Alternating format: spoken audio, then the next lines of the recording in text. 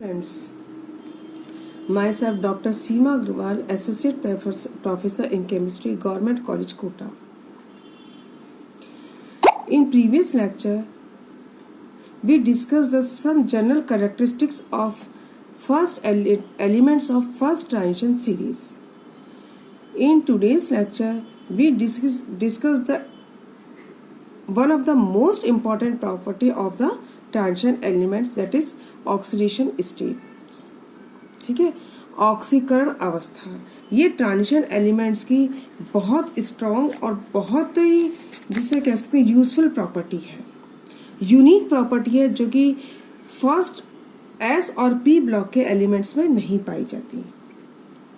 ठीक है, सबसे पहले तो हम ये देखेंगे कि ऑक्सीडेशन स्टेट क्या होती है, ऑक्सीकरण अवस्था क्या होती है। ऑक्सीकरण मीन्स किसी भी एलिमेंट में से इलेक्ट्रॉन निकलना, तो जितने इलेक्ट्रॉन वो निकाल सकते हैं वो उसका क्या कहलाता है, ऑक्सीकरण नंबर या ऑक्सीकरण अंक या ऑक्सीडेशन नंबर कहलाता है। ठीक है, अब हम क्या कहते हैं कि जो ट्रांजिशन एलिमेंट्स हैं उनमें वेरिएबल या परिवर्ती ऑक्सीकरण अवस्था पाई जाती है। बहुत इंपॉर्टेंट उनका वो है कि ये वेरिएबल ऑक्सीडेशन स्टेट शो करते हैं, वेरिएबल ऑक्सीडेशन स्टेट शो करते हैं। क्यों करते हैं, या जिसको आप क्या कह सकते हो, परिवर्ती ऑक्सीकरण अवस्था। ये इनका बहुत ही इंपॉर्टेंट गुण होता है, परिवर्ती ऑक्सीकरण अवस्था, और ये गुण ही इनको बाकी के एल और पी ब्लॉक से इनको बहुत कुछ अलग कर सकता है। हम जानते हैं कि ट्रांजिशन एलिमेंट्स में इलेक्ट्रॉन किस में आते हैं, n-1d सबशेल में आते हैं। इनका जो nth ऑर्बिटल है वो पूरा का पूरा भरा हुआ आता है, यानी ns ऑर्बिटल। यदि हम फर्स्ट ट्रांजिशन सीरीज की बात करें तो 4s2 पूरा भरा हुआ होगा, और इलेक्ट्रॉन किसके अंदर आएंगे, 3d के अंदर इलेक्ट्रॉन्स आते हैं। तो सबसे बाह्यतम कक्ष कौन सा हुआ इनका, ns2। ns में कितने, s ऑर्बिटल में इनके पास कितने इलेक्ट्रॉन है, 2, तो 2 इलेक्ट्रॉन तो ये निकालेंगे ही निकालेंगे, प्लस ये n-1d शेल के भी, एनर्जी शेल के भी इलेक्ट्रॉन निकाल सकते हैं, क्योंकि ट्रांजिशन एलिमेंट्स में d शेल और s में एनर्जी का अंतर बहुत कम होता है।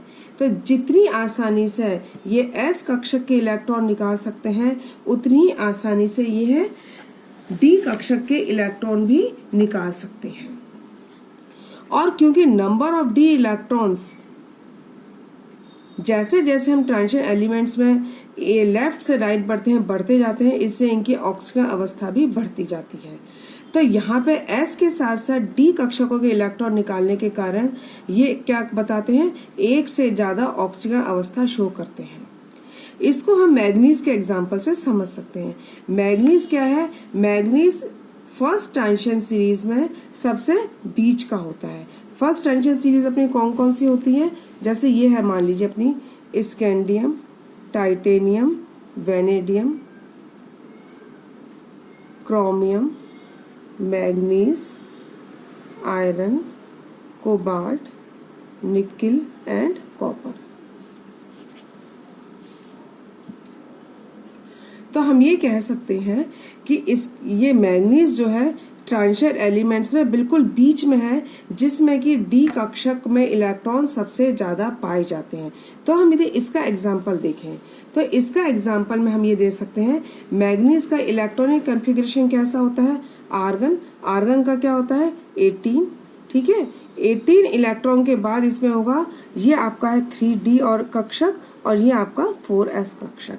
तो 4s में तो इलेक्ट्रॉन आपके पूरे भरे हुए हैं, और मैग्नीज में क्या होता है, d में 5 इलेक्ट्रॉन होते हैं, अर्धपूरित कक्षक होता है। तो मैग्नीज एलिमेंटल फॉर्म में तो क्या होगा, 3d5 एंड 4s2, ये इसका इलेक्ट्रॉनिक कॉन्फ़िगरेशन है। मैग्नीज जो +1 ऑक्सीडेशन स्टेट शो करेगा, उसमें s कक्षक का एक इलेक्ट्रॉन चला जाएगा, और इसका इलेक्ट्रॉनिक कॉन्फ़िगरेशन कितना हो जाएगा, 3d5 एंड 4s1। अब मैग्नीज के पास क्या है, ये खाली 4s के दोनों कक्षक निकाल दें तो ये किस में हो जाएगा, मैग्नीज प्लस 2 में, तो 3d5 एंड 4s 0। ठीक है, ठीक है। अब यदि, क्योंकि डी कक्षक और एस कक्षक की एनर्जी कैसी होती है, लगभग समान होती है, इसे जितनी आसानी से 4s के कक्षक निकलेंगे उतनी 4s कक्षक के इलेक्ट्रॉन निकलेंगे उतनी आसानी से 3d कक्षक के इलेक्ट्रॉन भी निकल सकते हैं। इससे मैग्नीज प्लस 3 में क्या होगा, दो इलेक्ट्रॉन तो 4s कक्षक के और एक इलेक्ट्रॉन 3d कक्षक का निकलेगा, तो इसका इलेक्ट्रॉनिक कन्फिग्रेशन क्या हो जाएगा, 3d4 and 4s 0। Manganese plus 4 में क्या होगा, एस के दो कक्षक और डी के भी दो कक्षक, दो एस कक्षक के इलेक्ट्रॉन और डी कक्षक के भी दो इलेक्ट्रॉन निकल जाएंगे, तो इसका इलेक्ट्रॉनिक कन्फिग्रेशन कितना होगा, 3d3 एंड 4s 0। ठीक है। मैग्नीज 5 में क्या होगा, दो इलेक्ट्रॉन एस कक्षक के और 3 इलेक्ट्रॉन डी कक्षक के निकलेंगे, तो इसका इलेक्ट्रॉनिक कन्फिग्रेशन कितना हो जाएगा, 3d2 and 4s 0। Similarly manganese 6 में क्या होगा, 4 इलेक्ट्रॉन तो निकलेंगे 3d के और 2 निकलेंगे s कक्षक के इलेक्ट्रॉन, तो इसका हो जाएगा 3d1 एंड 4s 0। और मैग्नीज प्लस 7, मैग्नीज प्लस 7 में क्या होगा, 5 की 5 इलेक्ट्रॉन डी कक्षक के और 2 इलेक्ट्रॉन किसके निकल जाएंगे, s कक्षक के निकल जाएंगे, तो इसका हो जाएगा 3d0 एंड 4s 0। तो हम ये कह सकते हैं मैग्नीज एक एलिमेंट है लेकिन कितनी ऑक्सीडेशन स्टेट शो कर रहा है, +0, +1, +2, +3, +4, +5, +6 और +7 ये ऑक्सीडेशन स्टेट शो कर रहा है। तो इसी तरीके से क्या है, बाकी के एलिमेंट्स भी, क्योंकि सब में डी कक्षक में इलेक्ट्रॉन पाए जाते हैं, सब में डी कक्षक और 4s का इलेक्ट्रॉन में अंतर बहुत कम होता है, इससे आसानी से, जितनी आसानी से 4s के कक्षक निकाल सकते हैं उतनी आसानी से डी कक्षक के इलेक्ट्रॉन भी निकाल सकते हैं। हम आगे और सब एलिमेंट्स के बारे में पढ़ेंगे, पर हम अभी पहले मैग्नीज की यदि बात करें तो मैग्नीज आपका क्या है, बिल्कुल बीच का एलिमेंट है, और बीच का एलिमेंट होने के कारण से maximum number of unpaired D electron पाए जाते हैं, और इसमें मैक्सिमम नंबर ऑक्सीडेशन स्टेट कितनी है, +7। तो आप ये कह सकते हैं ट्रांजिशन एलिमेंट्स के लिए जो परिवर्ती ऑक्सीकरण अवस्था तो ये शो करती ही है, लेकिन इसमें अधिकतर ऑक्सीकरण अवस्था कितनी होती है, X+2। ये X क्या है, X = number of unpaired electrons. ठीक है। तो मैग्नीज में क्योंकि क्या है, maximum number of unpaired electron है D5 में, तो इसलिए कितनी होगी इसकी, X number of unpaired electron कितने होंगे, 5 + 2 4s कक्षक में, तो मैक्सिमम ऑक्सीडेशन स्टेट कितनी होगी, X+2। तो मैग्नीज की कितनी हो गई, नंबर ऑफ अनपेयर्ड इलेक्ट्रॉन है इसमें 5, ठीक है, और s कक्षक में इसमें इलेक्ट्रॉन है 2, तो इसकी मैक्सिमम ऑक्सीडेशन अवस्था कितनी होगी, 7 होगी। ठीक है। हम डी कक्षक की जो ऑक्सीकरण अवस्था है उसको हम जर्नलाइज तो नहीं कर सकते, लेकिन फिर भी हम कुछ हद तक कुछ सामान्य बातें निकाल सकते हैं। ठीक है। तो सामान्य बातें निकालने के लिए हमें क्या करना पड़ेगा, डी कक्षकों की जितने भी फर्स्ट ट्रांजिशन एलिमेंट्स की जितने भी हम एलिमेंट हैं उनको यदि हम उनकी ऑक्सीजन अवस्थाओं का हम अध्ययन करें तो हमारे पास ये सारिणी आती है। ठीक है। अब इस सारिणी में हमारा क्या है, सारे के सारे जो फर्स्ट ट्रांजिशन एलिमेंट्स हैं उनकी हमने ऑक्सीकरण अवस्था निकाली है एक जर्नलाइज फॉर्म में पढ़ने के लिए। ठीक है। तो ये हमारे पास कुछ फर्स्ट ट्रांजिशन सीरीज के ये हमारे पास एलिमेंट्स हैं। अब इस एलिमेंट्स को हम देखें तो हमारे पास ये फर्स्ट ट्रांजिशन सीरीज हमारी कहाँ से शुरू होती है, 3rd B से शुरू होती है, 4th B, 5th B, 6th B, 7th B, फिर हमारे पास 8th में आयरन, कोबाल्ट और निकिल 2 आ जाते हैं और उसके बाद हमारा फर्स्ट बी में आता है कॉपर। ठीक है, हम यदि देखें ये है scandium, titanium, vanadium, chromium, manganese, iron, cobalt, nickel, copper and copper. ठीक है, इसमें अनपेयर्ड इलेक्ट्रॉन हम देखें, स्कैंडियम का इलेक्ट्रॉनिक कन्फिग्रेशन है 3d1 4s2।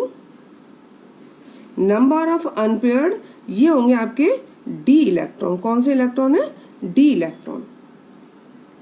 3d1 4s2, तो इसमें 3d1 एक है, इसमें 2d में अनपेयर्ड इलेक्ट्रॉन है, इसमें 3 अनपेयर्ड इलेक्ट्रॉन है। इलेक्ट्रॉनिक कन्फिग्रेशन में आपको पहले लेक्चर्स में बता चुकी हूँ।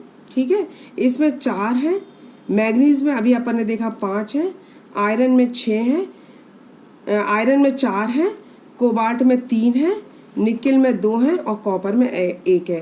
कहने का मतलब ये है पहले नंबर ऑफ अनपेयर्ड इलेक्ट्रॉन बढ़ते हैं मैग्नीज तक, मैग्नीज के बाद डी इलेक्ट्रॉन से पेयरिंग शुरू होती जाती है, जिससे नंबर ऑफ अनपेयर्ड इलेक्ट्रॉन कम होते जाते हैं। तो अब इस हिसाब से यदि हम इनकी ऑक्सीडेशन अवस्था देखें, यदि हम स्कैंडियम की बात करें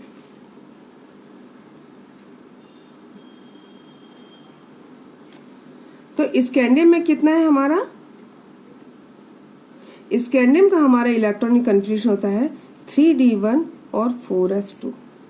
तो इसमें इलेक्ट्रॉन एस कक्षक के 2 इलेक्ट्रॉन निकलेंगे और डी कक्षक का 1 इलेक्ट्रॉन निकलेगा, इसलिए इसकी ऑक्सीडेशन स्टेट कितनी है? +3। डी कक्षक का 1 इलेक्ट्रॉन निकलते इसका स्टेबल कन्फिग्रेशन होता है D0 and 4s0, 3d0 and 4s0, जो कि कैसा है? स्टेबल कन्फिग्रेशन है। अब हम टाइटेनियम की बात करें, टाइटेनियम का कितना होता है? टाइटेनियम में होता है 3d2 and 4s2। तो 1 इलेक्ट्रॉन 4s का निकला, 2 इलेक्ट्रॉन निकल गए +2, 1 इलेक्ट्रॉन d का निकला +3 और दूसरा इलेक्ट्रॉन यदि d का निकलेगा तो कितना हो जाएगा? +4। वेनेडियम में number of unpaired D electron कितने हैं? 3। ठीक है, तो number of unpaired D electron से क्या होगा? 2 तो आपके 4s के निकल गए +2, डी का 1 इलेक्ट्रॉन निकला +3, डी के 2 इलेक्ट्रॉन निकले +4 और डी के तीनों इलेक्ट्रॉन निकल गए तो कितना होगा? +5। क्रोमियम में क्या है?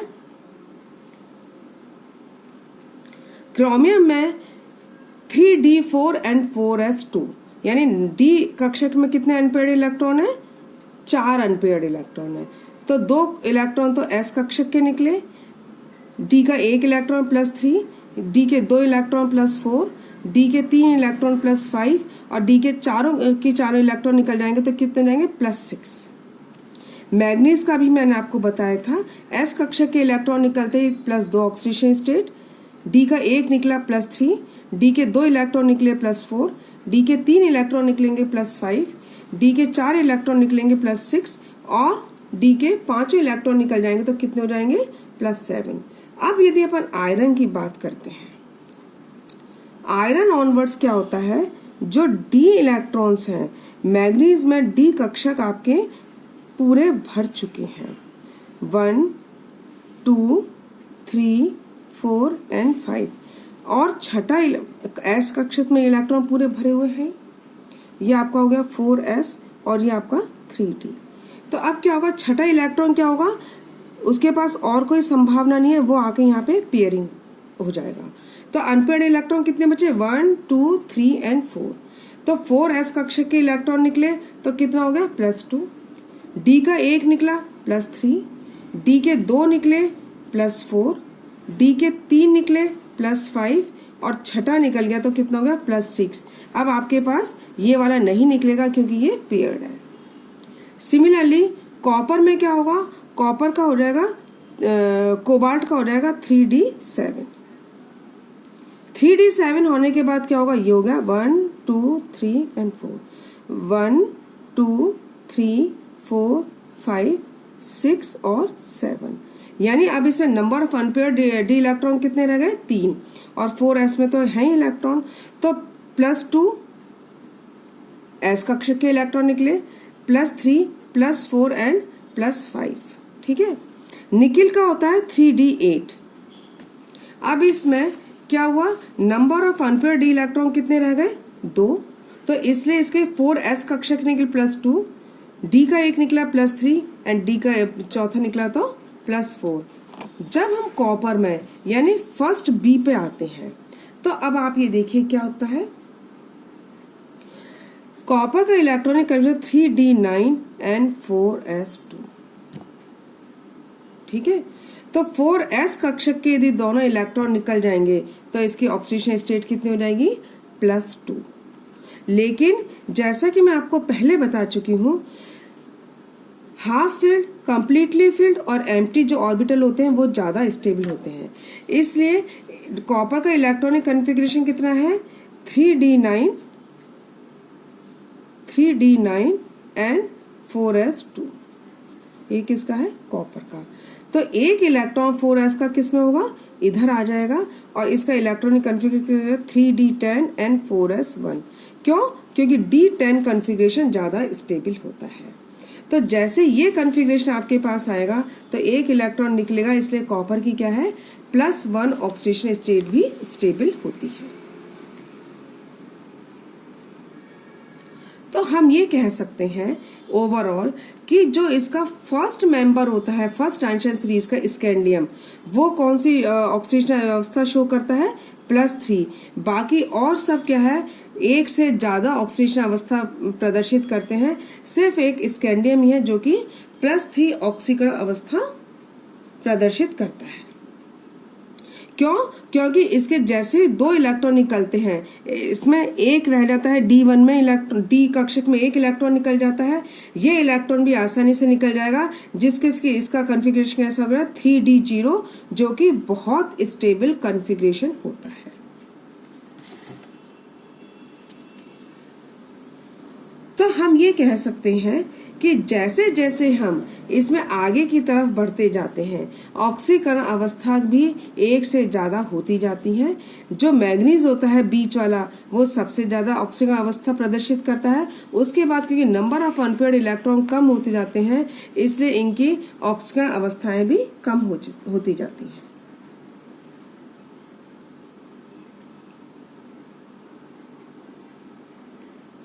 इसमें सिर्फ फर्स्ट बी का जो है फर्स्ट बी का जो ग्रुप है उसमें होता है कॉपर। तो फर्स्ट बी में सिर्फ कॉपर ही ऐसा है जो कि अपने ग्रुप के बराबर ऑक्सीडेशन अवस्था शो कर रहा है।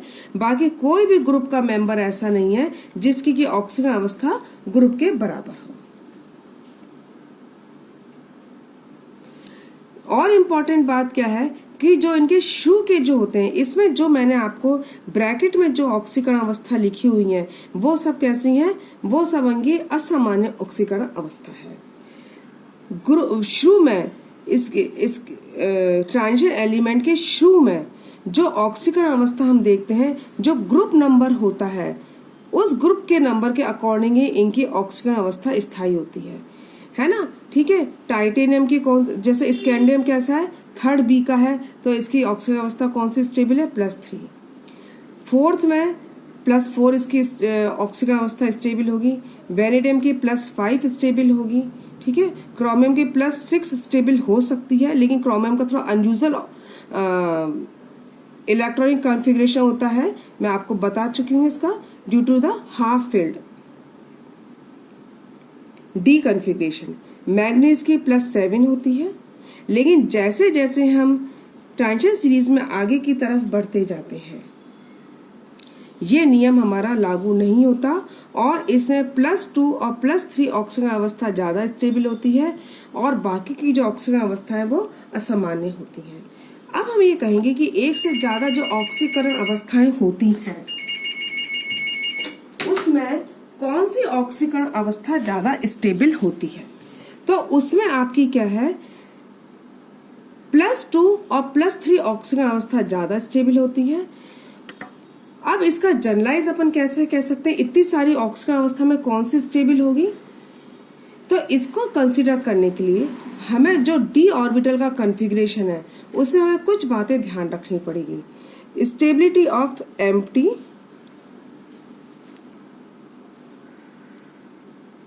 हाफ फिल्ड और फुली फिल्ड।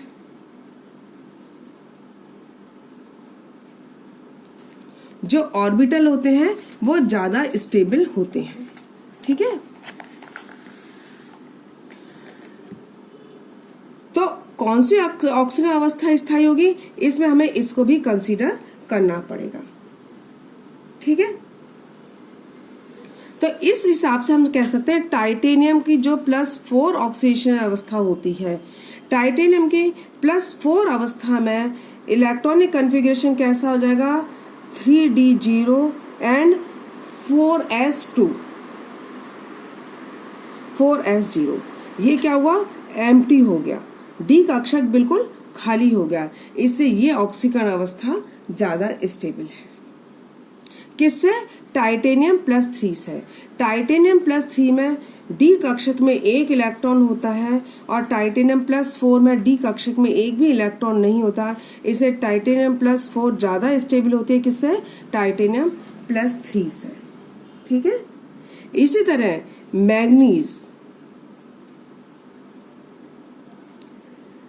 मैग्नीज की +2 ऑक्सीडेशन स्टेट,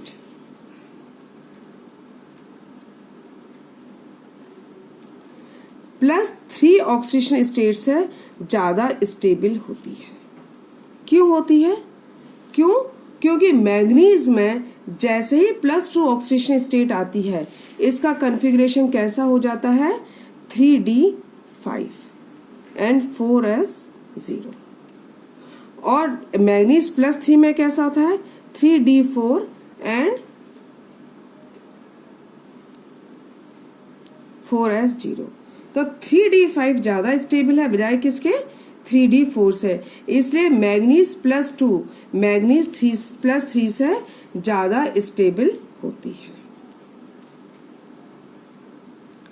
इसी तरह फर्स्ट इसमें कॉपर में +1 और +2 में, +1 कॉपर में तो +1 +2 दोनों स्टेबल होती हैं, लेकिन इसके नीचे यदि हम जाते हैं सिल्वर की जो +1 ऑक्सीडेशन स्टेट है वो ज्यादा स्टेबल है, क्योंकि इसका इलेक्ट्रॉनिक कन्फिग्रेशन कैसा होता है, 3d10 और 4s1।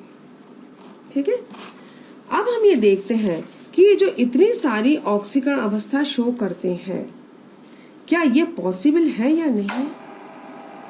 ऑक्सीकरण अवस्था क्या होती है, इलेक्ट्रॉन को निकालने की टेंडेंसी। जैसे जैसे हम इलेक्ट्रॉन्स को निकालते हैं, यदि हमने एक इलेक्ट्रॉन को निकाल दिया तो एक इलेक्ट्रॉन को निकालने के बाद इनका साइज छोटा हो गया, आवेश बढ़ जाता है, इसलिए इलेक्ट्रॉन्स पर ज्यादा आकर्षण फोर्स लगता है और इसलिए इलेक्ट्रॉन्स को निकालना मुश्किल होता है। तो जैसे जैसे हम हायर ऑक्सीडेशन स्टेट में जाते हैं, इतने इलेक्ट्रॉन्स को निकालना पॉसिबल नहीं हो पाता। स्कैंडियम में +3 ऑक्सीडेशन स्टेट कैसी होती है, तीनों निकल जाती हैं, इसलिए स्कैंडियम हमेशा कैसे बनाता है, आयनिक कंपाउंड बनाता है। जैसे जैसे हम हायर ऑक्सीडेशन स्टेट की तरफ जाएंगे, इतने इलेक्ट्रॉन्स का निकलना पॉसिबल नहीं है। वो ये कैसे बनते हैं, इसमें जो हमारा n-1 d कक्षक होता है वो ns ऑर्बिटल और आपका nd ऑर्बिटल या कभी कभी np ऑर्बिटल और कभी कभी nd ऑर्बिटल, ये आपस में मिलके संकर कक्षक बनाते हैं, हाइब्रिड ऑर्बिटल बनाते हैं, जिसके कारण ये इतनी ऑक्सीडेशन अवस्था शो कर सकते हैं। तो हम ये कह सकते हैं कि जो स्टार्टिंग के होते हैं उसमें आयनिक कंपाउंड ज्यादा स्टेबल होते हैं, क्योंकि 3 इलेक्ट्रॉन का निकलना पॉसिबल है। जैसे जैसे हम ज्यादा इलेक्ट्रॉन्स निकालते हैं, वैसे वैसे क्या होता है, जो बचे हुए इलेक्ट्रॉन है वो नाभिक के द्वारा अधिक फोर्स से अट्रैक्ट होते हैं और इनका इतना इलेक्ट्रॉन निकलना संभव नहीं हो पाता। तो हम ये कह सकते हैं कि जो लोअर ऑक्सीडेशन स्टेट है वो सब उसमें कैसे होते हैं, आयनिक अवस्था में कंपाउंड बनाते हैं। जैसे जैसे हम हायर ऑक्सीडेशन स्टेट की तरफ जाते हैं, उनमें सहसंयोजक गुण जो है बढ़ता जाता है और इसलिए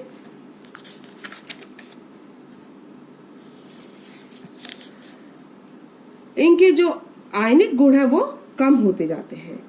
एग्जाम्पल के लिए हम यदि मैग्नीज को देखें, मैग्नीज सबसे ज्यादा ऑक्सीकरण अवस्था शो करता है, ठीक है। तो मैग्नीज के लिए हमारे पास मान लीजिए दो हैं, जैसे MnO, ठीक है, MnO2 और MnO3, ठीक है। MnO2 में MnO में ऑक्सीकरण अवस्था इसकी मैग्नीज होती है +2, MnO2 में होती है +4 और MnO3 में होती है +6। ये ऑक्सीकरण अवस्था इसमें होती है, ठीक है। अब क्या 6 इलेक्ट्रॉन निकलना पॉसिबल है? तो +2 इलेक्ट्रॉन निकलना पॉसिबल है। इससे MnO कैसा है आपका? आयनिक कंपाउंड है। Mn+4 MnO2 आपका उभयधर्मी है। ये 4 इलेक्ट्रॉन निकाल भी सकता है और शेयरिंग करके भी बना सकता है। लेकिन Mn+3 इसमें +6 है। इसका मतलब क्या है? इसमें आयनिक अवस्था आने के लिए इसको 6 इलेक्ट्रॉन निकालने पड़ेंगे, जो कि संभव नहीं होता। इससे ये कैसा है? प्योरली कोवैलेंट कंपाउंड है।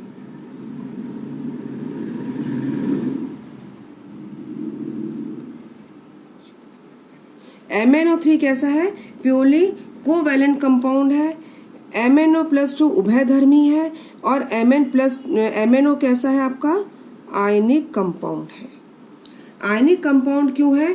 क्योंकि ये 2 इलेक्ट्रॉन निकाल के बना सकता है। यह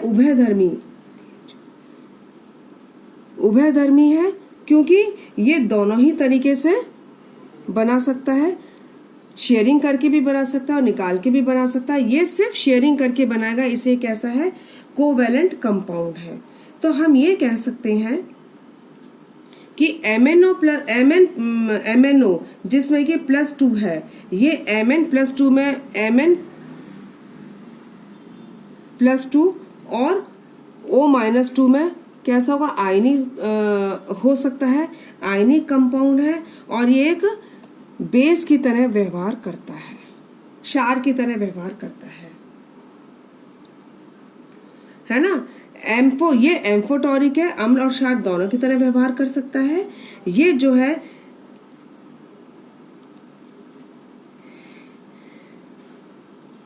प्योरली कोवैलेंट कंपाउंड है और ये प्योरली किसकी तरह व्यवहार करता है? एसिड की तरह व्यवहार करता है।